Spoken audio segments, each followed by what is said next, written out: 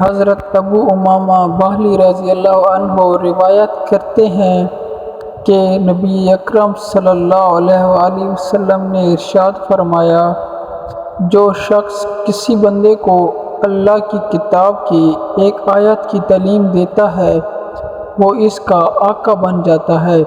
اب اس کے لیے یہ مناسب نہیں ہے کہ وہ اسے رسوا کرے یا اس کے ساتھ زیادتی کرے۔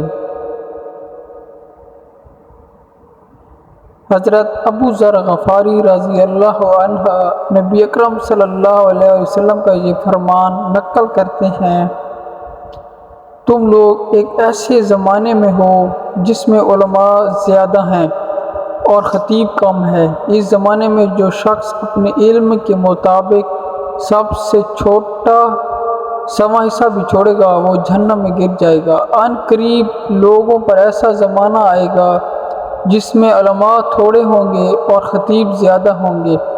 اس زمانے میں جو شخص اپنے علم کا 10واں حصے کو تھامے رکھے گا وہ نجات پا جائے گا۔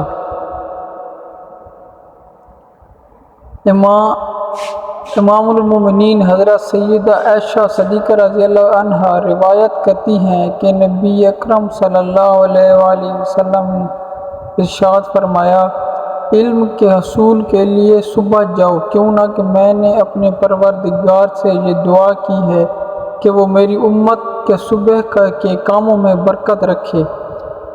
نبی اکرم صلی اللہ علیہ وآلہ وسلم نے اس کام تعلیم دینے کے لیے جمعرات کا دن مخصوص کیا تھا۔